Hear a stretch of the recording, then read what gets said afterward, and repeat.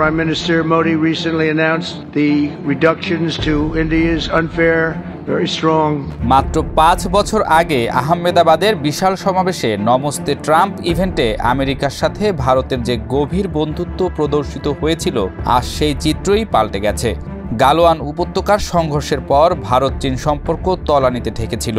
ট্রাম্পের শুল্ক নীতি এখন সেই দুই এশিয়ান দৈত্যকে আবার কাছে টেনে এনেছে।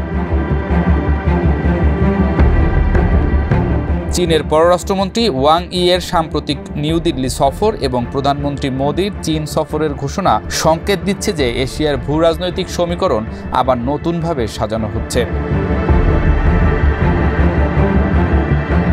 আমেরিকার প্রেসিডেন্ট ট্রাম্প ভারতীয় পণ্যের উপর 50% শুল্ক আরোপ করেছেন, যা চীনের চেয়েও বেশি। রাশিয়ার তেল আমদানির কারণে এই অতিরিক্ত শুল্ক ভারতের $200 বিলিয়ন দ্বিপক্ষীয় বাণিজ্যকে হুমকির মুখে ফেলেছে। একদিকে যেখানে ট্রাম্প ভারতকে রাশিয়ার তেলের ব্যাপারে মুনাফাখোর বলে অভিহিত করেছেন, অন্যদিকে চীনের বিরুদ্ধে এমন কোনো শুল্ক আরোপ করেননি, যদিও চীন রাশিয়ার সবচেয়ে বড় তেল ক্রেতা। এই দ্বিমুখী নীতি ভারতকে বাধ্য করেছে তার শত্রুর সংখ্যা কমাতে, যার মধ্যে চীনও রয়েছে। ট্রাম্প প্রশাসন পাকিস্তানের সেনাপ্রধান আসিম মনিরকে হোয়াইট হাউসে আমন্ত্রণ জানিয়ে এবং ভারত পাকিস্তান যুদ্ধবিরতিতে নিজের ভূমিকার দাবি তুলে ভারতকে আরও বিক্ষুব্ধ করেছে। শি জিনপিং ভারত চীন সম্পর্কের জন্য ড্রাগন এলিফ্যান্ট ট্যাঙ্গো শব্দটি ব্যবহার করেছেন, যা দুই দেশের প্রতীকী প্রাণীর সুসমন্বিত নৃত্যকে বোঝায়। চীনের রাষ্ট্রদূত জু ফেইহং বলেছেন, আমরা সমস্ত ভারতীয় পণ্যকে চীনা বাজারে স্বাগত জানাই। এই ঘোষণা ভারতের জন্য ট্রাম্পের শুল্ক আঘাতের বিকল্প বাজার খুঁজে পেতে সাহায্য করবে। গত সপ্তাহে ওয়াং ই এর দিল্লি সফরে দুই দেশ সরাসরি বিমান চলাচল পুনরায় চালু, সীমান্ত বাণিজ্য খোলা এবং ভিসা প্রক্রিয়া সহজীকরণের বিষয়ে সম্মত হয়েছে। চীন ভারতের জন্য গুরুত্বপূর্ণ পণ্য, সার, বিরল মৃত্তিকা খনিজ এবং টানেল বোরিং মেশিনের রপ্তানি পুনরায় শুরু করার অঙ্গীকার করেছে। ভারত চীনের এই উষ্ণতা একটি নতুন এশিয়া কেন্দ্রিক বাণিজ্য ব্লকের জন্ম দিতে পারে, যা ওয়াশিংটনের নেতৃত্বাধীন কাঠামো থেকে স্বাধীন। 2024 থেকে 25 সালে ভারত চীনের সাথে $99.2 বিলিয়ন বাণিজ্য ঘাটতি রেকর্ড করেছে, যা মূলত ইলেকট্রনিক্স পণ্যের আমদানির কারণে। চীন আমেরিকার পর ভারতের দ্বিতীয় বৃহত্তম বাণিজ্যিক অংশীদার। জাতীয় নিরাপত্তা বিশেষজ্ঞরা মনে করছেন, ভারত চীনের সম্পর্ক উন্নতি ট্রাম্পের শুল্কের প্রভাব প্রশমিত করতে সাহায্য করবে।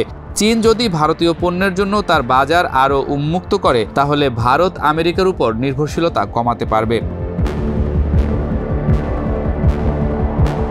যুক্তরাষ্ট্র, ভারত, জাপান ও অস্ট্রেলিয়ার কোয়াড জোট চীনের বিরুদ্ধে প্রধান মার্কিন কৌশল হিসেবে বিবেচিত হতো, কিন্তু ভারত চীনের উষ্ণ সম্পর্ক এই জোটের কার্যকারিতায় জটিলতা সৃষ্টি করবে বলে বিশেষজ্ঞরা মনে করেন।